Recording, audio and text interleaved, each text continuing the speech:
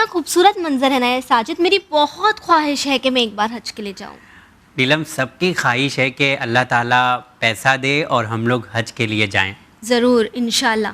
मैं सोचती हूँ कि जब हम हज के मैदान पे, अरफात के मैदान पे नज़र डालते हैं साजिद, तो हम देखते हैं कि दुनिया भर से दुनिया के अलग अलग हिस्से से लोग आते हैं, अलग अलग रंग के होते हैं, लेकिन अल्लाह की नज़र में उस मैदान में सब एक है।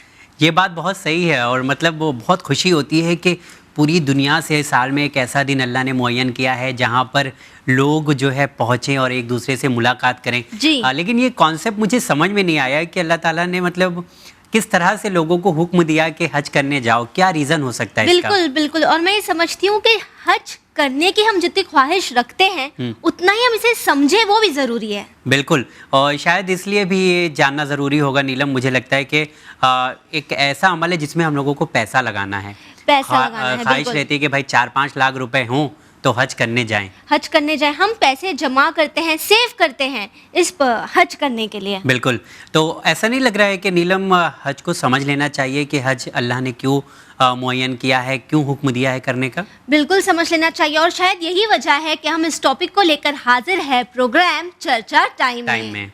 जी, इस पर बात करने के लिए नाजरीन, आप जानते हैं कि एक मेहमान होना हमारे साथ ज़रूरी है और मैं बड़े ही इज़्ज़त और एहतराम के साथ चर्चा टाइम में इस्तकबाल करना चाहूँगा हुज्जतुल इस्लाम आली जनाब मौलाना फैज़ान हैदर जवादी साहब का। अस्सलामु अलैकुम। अलैकुम अस्सलाम व रहमतुल्लाह। जी। नीलम, ऐसा लग रहा है कि मौलाना साहब से आज बात करना और ज़्यादा इजी होगा क्योंकि मौलाना साहब कई बार हज करने जा चुके हैं, तो शायद और अच्छे से एक्सप्लेन कर सकते हैं। एग्जैक्टली। जी मौलाना साहब, तो जहाँ हम बात कर रहे हैं हज की, तो वहीं जब हम हज का मंजर देखते हैं तो हम ये देखते हैं कि दुनिया भर के अलग अलग कोने से लोग जमा होते हैं मैक्का में और फिर हज के अरकान अदा करते हैं। तो वही फ़लसफ़ा हज जो है उसे समझना भी बहुत ज़रूरी है। तो ये क्यों जमा होते हैं और फ़लसफ़ा हज क्या है? बिस्मिल्लाहिर्रहमानिर्रहीम। जी, मुझे अभी तक 2 बार तौफीक हुई कि मैं हज के लिए जा सकूं, माशाल्लाह। और मैं दुआ करता हूं कि तमाम मोमिनीन जो ख्वाहिश रखते हैं हज पे जाने के लिए, परवरदिगार उन सब के लिए असबाब फराहम करे और वो इस मनासिक को देख सकें और महसूस कर सकें। इलाही आमीन। ये एक मेरे लिए काफ़ी नॉस्टैल्जिक भी हो रहा है। हाँ। और काफ़ी मैं इस बात से बहुत खुश हूँ कि हालांकि पिछले 1-1.5 साल जो पिछला हज था वो नहीं हो सका और एक ख़ास सर्कमस्टांसेस में हुआ। इस साल का भी अभी तक कुछ वाज़े नहीं है कि क्या होगा। हज एक ऐसी इबादत है कि अगर हम उसको उसके बैकग्राउंड में जाके जब समझना शुरू करेंगे तब हमको पता चलेगा कि हम एक्चुअली करने क्या जा रहे हैं। जी। हम बचपन से सुनते आए हैं कि मक्का मदीना जान बहुत दूर है लेकिन दोनों जगह जाना ज़रूर है, और हर मोमिन के ऊपर, हर मुसलमान के ऊपर एक बार हज वाजिब है ज़िंदगी भर में। तो ये जो पूरा हज का सिस्टम है और ये जो पूरी इबादत है जिसको इतना ज़्यादा ताकीद की गई है, ज़ियारत के लिए कहा गया मुस्तहब है, लेकिन अगर कोई साहिब हैसियत है तो उसके ऊपर वाजिब है कि वो हज पर जाए। तो इसके पीछे वजह क्या है, इसका फ़लसफ़ा क्या है? देखिए, हज में जहाँ से शुरू किया जाए वो है जब आदमी इंसान और उस मीक़ात पे पहुँचता है, यानी उस जगह पर पहुँचता है कि जहाँ पर अब अपने आप को आमादा करता है, एहराम पहनता है, मुहरिम होता है और अब ये कहता है कि मैं रेडी हो गया हूँ अल्लाह की बारगाह में पहुँचने के लिए, अल्लाह के घर में उस खाने खुदा के सामने खड़े होकर उसकी इबादत करने के लिए। जब उस लिबास को पहनता है तो एक जुमला दोहराता है, लब्बैक अल्लाहुम्मा लब्बैक। लब्बैक का मतलब यह है कि मुझे पुकारा गया है, मुझे बुलाया गया है और मैं कह रहा हूँ कि लब्बैक, यस सर, मैं जवाब दे रहा हूँ कि मैं आ रहा हूँ, यानी मैं रेडी हूँ। मैं रेडी हूँ। अच्छा, ओके। मुझे बुलाया है, मैं जवाब दे रहा हूँ कि लब्बैक, मैं आ रहा हूँ। ओके। अब सवाल ये है कि भाई किसने बुलाया है? ओके। जब हम यस सर अगर बोल रहे हैं, लब्बैक बोल रहे हैं, तो बुलाया किसने आपको? जवाब आप यहाँ चले आए थे दूर से। कुरान मजीद में इसकी तरफ इशारा किया गया कि खुदावंद मुताल ने जनाब इब्राहिम से कहा कि यहाँ पर आप एक मकान, एक घर जिसे काबा कहा जाता है, इसकी तामीर कीजिए। तामीर करने के बाद ख़ुद उस मकाम को, जहाँ पे जिसे मकाम इब्राहिम कहा जाता है, उस पर एक संग है, एक पत्थर है, उस पर आप खड़े हुए थे और खुदा ने उनको हुक्म दिया कि आप लोगों को बुलाइए, ओके, आवाज़ दीजिए। تو جناب ابراہیم نے کہا بار الہ یہاں ہے کون؟ میں ہوں، جناب اسماعیل میرے فرزند اور میری زوجہ جناب ہاجرہ۔ خدا نے کہا کہ آپ کا کام یہ ہے کہ آپ آواز دیجئے، میرا کام یہ ہے کہ میں آپ کی آواز کو لوگوں تک پہنچاؤں۔ واہ جی۔ جناب ابراہیم اس مقام پر کھڑے ہوئے اس پتھر پر، اور وہ پتھر ہوا میں بلند ہوا، اور کہا جاتا ہے روایات میں ہے کہ وہ کوہ ابو قبیس کی برابر تک وہ ہوا میں اٹھا، اور وہاں پر کھڑے ہو کر آپ نے لوگوں کو حج کے لیے دعوت دی۔ اور اس آواز کو اللہ نے پوری کائنات میں جو لوگ اس وقت موجود تھے ان تک پہنچایا، اور نہ فقط ان تک بلکہ جو لوگ اپنے ماں کے رحم میں تھے ان تک، جو باپ کے صلب میں تھے ان تک، جو عالم ذر میں تھے ان تک بھی اس آواز کو پہنچایا۔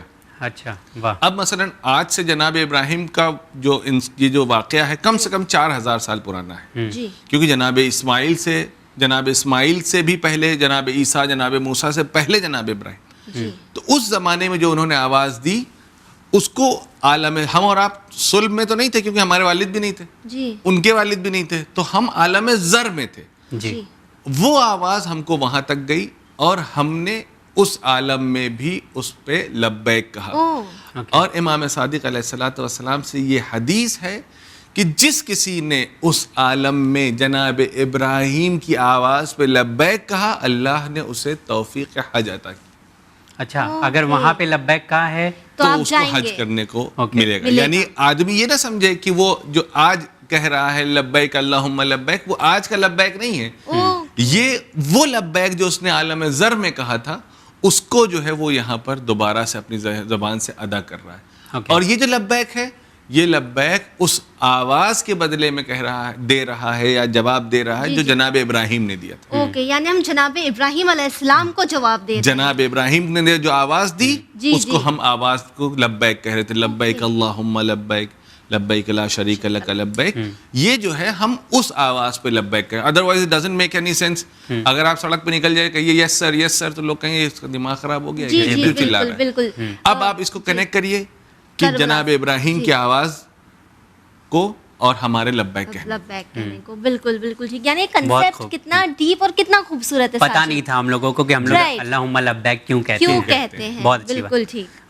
نیلم، اسی کے ساتھ ساتھ ایک اور سوال یہاں پر ایڈ کرنا چاہیں گے مولانا صاحب، اور آئی تھنک بہت اچھا ہے کہ ہمارے پاس پیسے ہیں تو ہم حج پر چلے جائیں گے، اللہ نے دیا ہے، لیکن ایک کہاوت بہت فیمس ہے کہ حج کرنا آسان ہے، حاجی بننا مشکل ہے۔ تو شاید پیسے ہوں تو 2-4 بار حج کرنے چلے جائیں، تو حاجی کیسے بنتے ہیں؟ کیونکہ حاجی کی بہت رسپیکٹ ہے جب وہ لوٹ کے آتے ہیں۔ جی دیکھیے، یہ جو کہاوت ہے یہ کیونکہ ہر چیز کا ایک تقاضا ہوتا ہے۔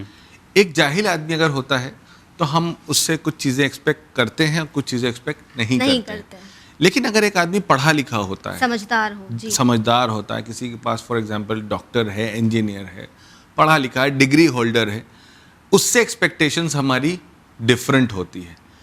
اسی طریقے سے جب تک آدمی حج پہ نہیں گیا ہے تب تک وہ باقی سب کی طرح ہے، نارمل ہے جی۔ لیکن جب وہ حج پر ہو کر کے آ گیا، یعنی اللہ نے اس کو بلایا تھا، جناب ابراہیم نے اسے بلایا، اس آواز پہ اس نے لبیک کہا، اور لبیک کہنے کے بعد وہ مکے تک گیا، اس نے تمام مناسک اور ارکان انجام دینے کے بعد، یعنی اللہ کی آواز پہ گویا اس نے لبیک کہا۔ اور اب جب واپس آیا ہے تو یہ بتائیے کہ اگر کوئی آدمی کسی ایسی اونچی بلند مقام تک پہنچنے کے بعد جب واپس آئے گا تو پھر اس کے رویے میں چینج آنا چاہیے، بدلاؤ ہونا چاہیے۔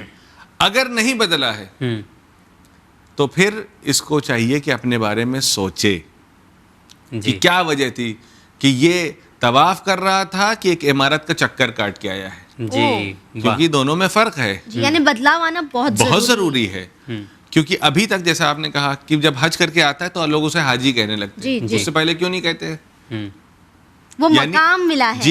یعنی جب تک آپ فار ایگزامپل ایک بچہ ہے، اسٹوڈنٹ ہے، پڑھ رہا ہے ایک اسکول میں، اسے کوئی کچھ نہیں کہتا ہے، لیکن جیسے ہی اس نے MBBS کر لیا اس کو سب ڈاکٹر صاحب کہتے ہیں, وہ صاحب بھی ساتھ میں کہتے ہیں, زیادہ وکیل صاحب کہتے ہیں, انجینئر صاحب کہتے ہیں. تو جب آپ کو کوئی آدمی آؤٹ آف دا ریسپیکٹ کچھ آپ کو خطاب دے رہا ہے تو اب آپ کی بھی ذمہ داری ہے کہ اگر آپ کو ڈاکٹر صاحب کہا جا رہا ہے, وکیل صاحب, انجینئر صاحب کہا جا رہا ہے, تو پھر اب آپ کی رسپانسبلٹی ہے کہ آپ بھی اسی طریقے سے رویہ بھی اختیار کریں. بالکل ٹھیک, مطلب آپ کے بیہیویئر میں چینج ہونا چاہیے, ضروری ہے. لگے کہ پڑھے لکھے ورنہ پتہ چلا کہ صرف ٹائم پاس کر کے آئے. ایگزیکٹلی. مولانا صاحب جس طرح آپ نے بتایا کہ جب آپ حج کر کے لوٹتے ہیں تو آپ میں ایک چینج آنا چاہیے. جی, لیکن اگر ہم عام لوگوں کی بات کریں, مثلاً اگر میں اپنی بات کروں, فار ایگزامپل جب اگر ہم حج سے واپس آئیں انشاءاللہ اگر کبھی موقع ملے گا, تو ہم اکثر یہ سنتے ہیں نا کہ انسان گناہوں سے پوری طرح پاک ہو جاتا ہے, تو ابھی اپنے آپ پر زیادہ دھیان دینا چاہیے. جی جی. تو جہاں ہم یہ بات کرتے ہیں کہ انسان پوری طرح گناہوں سے پاک ہو جاتا ہے, تو وہیں وہ گناہ جیسے کسی کو تکلیف پہنچائی ہو, کسی کی غیبت کی ہو, کسی کا حق مارا ہو, کسی کا قرض ادا نہیں کیا گیا ہو, یا ہمارے وجود کی وجہ سے کسی کو ہم نے پریشان کیا ہو, تو یہ جو گناہ ہوتے ہیں جو دوسروں سے لنکڈ ہوتے ہیں, کیا انسان ان گناہوں سے بھی پاک ہو جاتا ہے؟ بہت اچھا سوال ہے میرے خیال سے. جی بہت اچھا سوال ہے. ہم لوگ یہ سوچتے ہیں کہ حج کر کے آئے تو سب کچھ معاف ہو گیا, سب کچھ معاف, ہم ایک نیو بورن بیبی کی طرح ہیں. جی جی جی جی. اور روایت بھی یہی کہتی ہے کہ آپ بالکل نیو بورن بیبی کی طرح ہو جاتے ہیں اگر آپ کوئی حج کر کے کوئی آتا ہے, تو اس طریقے سے پاک و پاکیزہ ہو جاتا ہے. خود نہ فقط حج کے بارے میں, ایون ماہ رمضان کے بارے میں بھی یہی کہا جاتا ہے کہ اگر کوئی آدمی ماہ رمضان میں ہے اور وہ توبہ کرتا ہے تو اللہ رمضان کہتا ہے جلا دینے کو, اللہ اس کے گناہوں کو جلا دیتا ہے. جی. لیکن مسئلہ یہ ہے کہ گناہ دو قسم کے ہوتے ہیں. ایک گناہ وہ ہے جو اللہ کی شان میں اس نے اس کی نافرمانی کیا, واجبات پر عمل نہ کرنا, محرمات کو انجام دینا, مثلا نماز نہیں پڑھا تو گناہ ہے, کسی کی دلازاری نہیں جسے کہہ سکتے ہیں. ہاں, یعنی اس کا کنیکشن جو ہے انسان کا ہے اور ڈائریکٹ خدا سے, کسی اور سے مطلب نہیں ہے, تھرڈ پرسن اس میں انکلوڈڈ نہیں ہے. تو ایک یہ ہو گیا. دوسرا جو آپ نے اشارہ کیا جس میں حق الناس ہے, یعنی انسان کو ہم نے پڑوسی کو پریشان کر رہے ہیں, یا کسی کا مار ہڑپ کے بیٹھ گئے ہیں, یا کسی کا قرضہ ہے پیسے لیکن نہیں دے رہے. تو یہ جو ہے, جو حق الناس جسے کہا جاتا ہے, یہ معاف نہیں ہوتا ہے. ایون جو شہداء ہیں ان کے اوپر سے بھی حق الناس معاف نہیں ہوتا ہے. جی, حق الناس معاف نہیں ہوتا ہے, لیکن ان کا حساب کتاب تھوڑا ڈفرینٹ ہوتا ہے. اس میں خود خدا چونکہ اس کی راہ میں اس نے قربانی پیش کی ہے, تو خدا کہتا ہے کہ میرے بندے کو سے راضی ہونے کے لیے تم کیا چاہتے ہو. مثلا اس شہید نے کسی کا حق مثلا مارا تھا, اس کا حق الناس اس کی گردن پہ تھا, تو اگر جب تک وہ نہیں معاف کرے گا جس کا حق لیا ہے, تب تک اللہ بھی اس کو معاف نہیں کر سکتا ہے. اللہ نے اپنی طرف سے اسے معاف کر دیا, اس کے سارے گناہ بخش دیے کیونکہ راہ خدا میں اس نے جان دی. لیکن دوسرے انسان کا جو حق الناس ہے وہ باقی ہے. تو اب جو ہے اس کے پاس ہے ہی کیا, تو خدا کہے گا کہ اس نے میری راہ میں قربانی پیش کی ہے, تو اب اس کو معاف کرنے کے لیے تم کیا چاہتے ہو. تو جو مانگنا ہے پھر آدمی مانگ لے کہ بھائی مجھے بھی جنت چاہیے. تو خدا کہے گا ٹھیک ہے, میرے اس بندے کے لیے تمہیں جنت دے دوں, کیا ہے اس کے لیے. اچھا, یہ بھی پاسبلٹی ہے, یہ ہونے والا ہے. یہ اللہ جو ہے, یعنی دیکھیے معافی ہے لیکن دوسرے طریقے سے. یعنی اللہ نے یہ نہیں کہا کہ ٹھیک ہے کوئی بات نہیں بیٹا شاباش, دوسرے کا. حج میں بھی کیا ایسا ہی آپشن ہے کہ یہ میرے بندے نے حج کیا ہے تم اسے معاف کر دو, یعنی ایک نارمل پرسن کی بات کرے تو جی, میرے بندے نے حج کیا ہے تو میری شان میں جو گناہ کیے ہیں اللہ اسے معاف کر دے گا. لیکن جو کسی اور کے ساتھ کیا ہے, جب تک مال کسی کا لیا ہے, بہتان لگایا ہے یا کچھ, تو جب تک وہ معاف نہیں کرے گا خدا نہیں معاف کر سکتا. جی, یعنی ان باتوں کا یہ گناہ باقی رہیں گے. اچھا, ایک چیز اور بھی ہے, اٹ از ناٹ لائک کہ آپ نے حج کر لیا تو آپ جو یہ شہداء کا حساب الگ ہے. یہ یہاں قربانی آپ نے مال کی دی ہے, وہ انہوں نے بیچاروں نے جان بھی دیا ہے, تو وہ الگ قربانی ہے, وہ الگ لیول کی ایک جسے کہ یہ کیا کہا جائے گا اسے, کہ قربانی پیش کی ہے, ایک ڈفرنٹ لیول ہے. ہاں, وہ اسپیشل ہے. تو وہ اس کا کوئی کمپیریزن نہیں ہے. یہاں پر کیا ہے کہ اللہ کہتا ہے کہ جو تم نے معصیتیں کی ہیں, گناہ کیے ہیں, وہ میں معاف کر دوں گا, لیکن حق الناس باقی رہے گا. لیکن اب جو ہے کیونکہ آپ اس گھر سے واپس آ رہے ہیں کہ جہاں سے آنے کے بعد آپ خود بخود آدمی کو چاہیے کہ وہ ریئلائز کرے اور ان چیزوں کو ادا کرے, تاکہ جو ہے وہ اللہ نے اس کو معاف کر دیا ہے. لیکن اگر حق الناس باقی رہ جائے گا تو اس کا جواب بہرحال دینا پڑے گا, یعنی سیلف ریئلائزیشن ہونا چاہیے. اب ایک چیز جو سب سے زیادہ امپورٹنٹ ہے, آپ کا اکاؤنٹ کلیئر ہو گیا ہے, یعنی آپ کی بکس جو ہے وہ گناہوں والی بالکل اکاؤنٹ کلیئر ہو گیا ہے. اب اس کے بعد بہت سارے لوگ اطمینان ہو جاتے ہیں, الحمدللہ بکس کلیئر ہو گئے ہیں, اب شروع سے کریے پھر سب کچھ. جنت میں جانے کے لیے مسئلہ گناہ کا معاف ہو جانا نہیں ہے, مسئلہ دوبارہ گناہ نہ کرنا ہے. ایک بار مثلا ایک آدمی نے لون لیا ہے, ایک بار کسی آدمی نے کوئی کار خیر کرنے والا ہے, اس نے پوچھا کتنا لون ہے بھائی تمہارا, اس نے کہا کہ بہت حالات خراب ہے, میرا مثلا 2 لاکھ روپے کا لون ہے. کہا اچھا ٹھیک ہے میں تمہارا لون ادا کر دیتا ہوں. اس نے لون ادا کر دیا. اب آدمی خوش نہ ہو کہ الحمدللہ 2 لاکھ ادا ہو گیا, چلو پھر سے ہم لوگ دوبارہ 2 لاکھ لون لے لیتے ہیں. نہیں, اب آپ کو کیا کرنا ہے, جتنا آپ ارن کرتے ہیں اسی میں ہی آپ کو گزارا کرنا ہے. یعنی جب آپ کا اکاؤنٹ کلیئر کر دیا ہے خدا نے, تو اب دوبارہ کوشش نہ کریے گا کہ دوبارہ معصیت کریں, دوبارہ یعنی فیوچر میں ہونے والے گناہ معاف نہیں ہیں, اب تک جو آپ نے اللہ سے مطالبہ کیا ہے وہ کلیئر ہو گیا. لیکن آگے جو کریں گے اس پہ آپ کو چیک رکھنا ہے obviously. یعنی پیچھے کا الحمدللہ یہی کیا کم ہے, جتنے گناہ کیے ہیں وہ کلیئر ہو گیا, اس سے اچھا کیا ہے کہ اب آگے والا بس آپ کو بچا کے رکھنا ہے. ایگزیکٹلی, یعنی آپ کا پاسٹ کلیئر ہے, پریزنٹ اور فیوچر آپ کے ہاتھ میں ہے. پریزنٹ اور فیوچر آپ کے ہاتھ میں ہے, اس میں بھی حق الناس کو ادا کرنا ضروری ہے. چلیے نیلم, ایک اور سوال ہے, میں چاہتا ہوں مولانا صاحب آپ اس کا جواب دیں, اور یہ بہت میرے خیال سے ضروری ہے.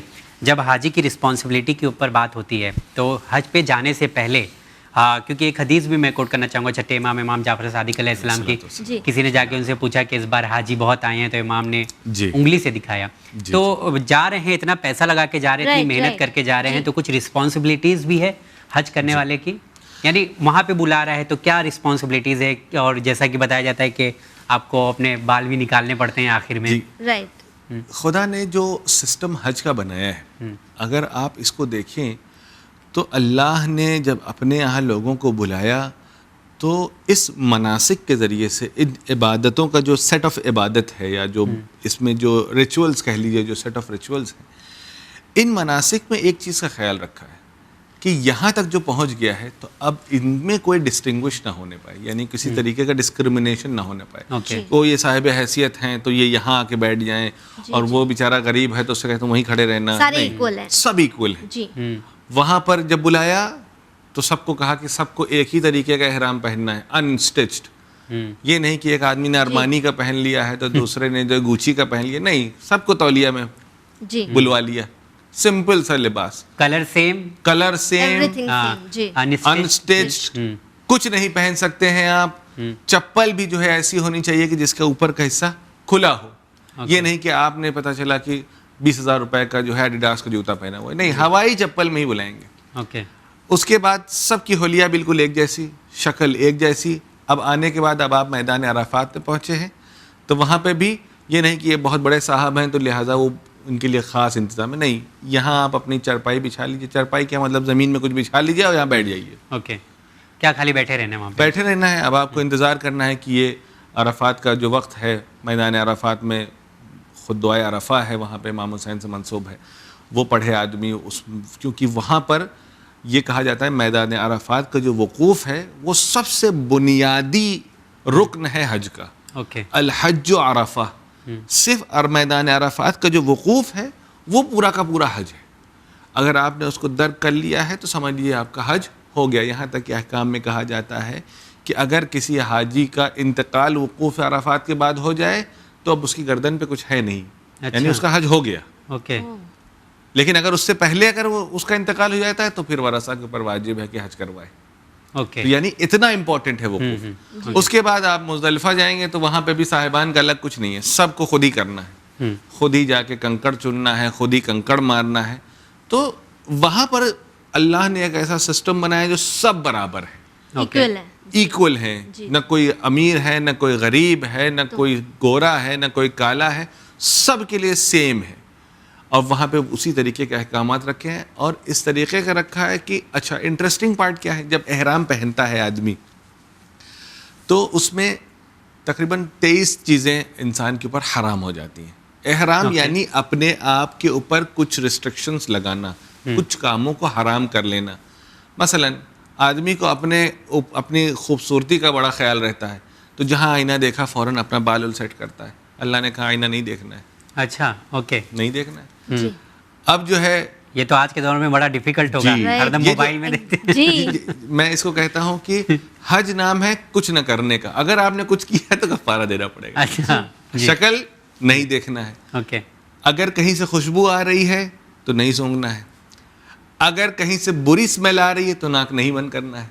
اچھا, اگر آپ کے اوپر مچھر بیٹھ گیا ہے تو نہیں مارنا ہے. تو سارے احکامات جو ارکان ہیں وہ سب نہیں کے اوپر ہے. یہ نہیں کرنا ہے, یہ نہیں کرنا ہے, یہ نہیں کرنا ہے. اور جہاں کچھ کیا کفارہ ہو جائے گا اس بات کا. جی تو جی جی جی مولوی صاحب, جہاں ہم حج کے ارکان دیکھتے ہیں ساجد, اور یہ سمجھتے ہیں کہ اللہ کی نظر میں سب ایکول ہے, تو وہی رسپانسبلٹیز پھر کیا ہو جاتی ہے وہاں جا کر؟ دیکھیے ایک چیز اور بھی امپورٹنٹ, جو رسپانسبلٹی کی جہاں تک ذکر کیا جائے, وہاں پر جتنا خیال اسے اپنے آپ کا رکھنا ہے اتنا ہی دوسروں کا بھی رکھنا ہے. اوکے, چونکہ وہاں پہ بھی حق الناس ہے. ظاہر سی بات ہے کہ ایک آدمی ضعیف ہے, ممکن ہے کہ وہ کچھ ارکان نہ کر پا رہا, تو یہ کہیں کہ ہم اتنا پیسہ خرچ کر کے آئے ہیں لہٰذا پہلے ہم جائیں گے اور کسی کو دھکا دے دیں. نہیں, وہاں پر بھی ہماری رسپانسبلٹی یہ ہے کہ ہمارا ہر ایک ایکشن جو ہے وہ اللہ کے لیے ہونا چاہیے. یعنی ہمیں اپنے آپ کو اللہ کے لیے سپرد کر دینا ہے کہ اب ہمارا ایک ایک لمحہ جو وہاں ہم کو توفیق ملی, موقع ملا, وہ ہم اس طریقے سے بتائیں کہ ایک ایک لمحہ جو ہے اللہ کے لیے ہو. عام طور پہ یہ ہوتا ہے ذرا سا گھمنڈ نہ پیدا ہو, گھمنڈ نہیں پیدا ہونا چاہیے. عام طور پہ یہ ہوتا ہے کہ اگر ہم کسی کاروان کے ساتھ گئے ہیں تو ہمیں لگتا ہے کہ اب ساری رسپانسبلٹی جو ہے وہ سب انہی کے اوپر ہے اور ہم کسی چیز میں کمپرومائز نہیں کریں گے. اکثر زیارت پہ بھی ایسی سچویشن ہوتی ہے. ایک مجھے شاید پتہ نہیں جگہ ٹائم ہے کہ نہیں, ایک چھوٹا سا لطیفہ ہے. جی بتائیں. اس میں کہا گیا کہ جیسے عام طور پہ کاروان جاتا ہے تو کہتا ہے کہ آپ لوگ پریشان نہ ہوئیے کہ ساری رسپانسبلٹی ہماری ہے, کھانے کا انتظام, رہنے کا انتظام, ہر چیز کا انتظام ہم کریں گے. تو 2 حاجی بیچارے حج کرنے گئے, اور جب عرفات کا دن ہوا تو دیکھا کہ وہ اپنے کمرے میں بیٹھے ہوئے ہیں. تو کسی نے پوچھا کہ ارے آپ یہاں کیا کر رہے ہیں؟ کہا کیوں؟ کہا کہ ارے آج آپ کو میدان عرفات جانا چاہیے, آپ حج کرنے آئے ہیں. کہا نہیں, سب کچھ سنا ہے, وہ رئیس کاروان نے کہا کہ وہ سب کچھ ہم لوگ کر لیں گے. تو ان کو یہ لگا کہ سب کچھ جو ہے وہ کاروان والے کو کرنا ہے. جی, تو ہم کہیں یہ کرتے ہیں کہ اب ہمارا بیگ ہے تو ہم یہ چاہیں گے کوئی دوسرا اٹھا لے. نہیں, کوشش یہ کرنا چاہیے کہ ہم کسی کی ہیلپ کریں. رائٹ, دوسروں کے کام ہے. خود حج سے ریلیٹڈ نہیں ہے, لیکن امام خمینی کے بارے میں ملتا ہے کہ جب وہ کبھی زیارت پہ مشہد جایا کرتے تھے تو وہ زیادہ تر وقت جو ہے وہ اپنے جو ساتھ ان کے جو دوستان آئے ہوئے تھے, جو فرینڈز آئے ہوئے تھے ان کے ساتھ, ان کی خدمت میں صرف کرتے تھے. زیارت کیا, واپس آ گئے. پھر کبھی کھانا پکانے میں, کبھی جو ہے گھر کی صاف صفائی میں, یا جہاں رکتے تھے اس میں صرف کرتے تھے. کیوں؟ کیونکہ ٹیکنیکلی دیکھا جائے تو وہ اپنے دوست کی خدمت نہیں کر رہے ہیں, وہ جو امام رضا کا زائر ہے اس کی خدمت کر رہے ہیں. جی جی. تو وہاں پر بھی ہمیں خیال رکھنا چاہیے کہ ہم اگر کسی کی ہیلپ کر رہے ہیں تو ہمارے ساتھ آیا ہوا فیلو پیسنجر نہیں ہے یا زائر نہیں ہے, یہ حاجی ہے جس کی خدمت کا ہمیں موقع ملا. بالکل ٹھیک, اور ان موقع کو نہ گوایا جائے. بالکل. خود یہاں پہ ایک میں چاہوں گا اس کو بھی ذکر کروں کہ امام سجاد علیہ السلام جب حج پہ جاتے تھے تو ہمیشہ کوشش یہ کرتے تھے کہ ایسے کاروان کے ساتھ جائیں کہ جس میں انہیں کوئی نہ پہچانتا ہو. رائٹ. کیوں نہ پہچانتا ہو؟ تاکہ جب وہ کسی کی خدمت کریں تو کسی کو پتہ نہ ہو. ایک مرتبہ ایک قافلے میں آپ تھے اور کسی نے کہا کہ اب ظاہر سی بات ہے پیدل اس زمانے میں سفر ہوتا تو پیر دبا رہا, تو امام آ کے پیر دبا رہا. اب آپ تصور کریں یہ کون ہے؟ اللہ اکبر. امام سجاد ایک جا رہے ہیں, نہیں پہچانتا ہے, دیکھا کہ پیر میں تکلیف ہے, آ کے پیر دبانے لگے. کبھی کوئی سامان نہیں اٹھا پا رہا تو اس کے سامان ڈھونے لگے, مدد کرنے لگے. کچن میں جا کے اس کی ہیلپ کر رہے ہیں کہ باورچی خانہ تیار ہو جائے.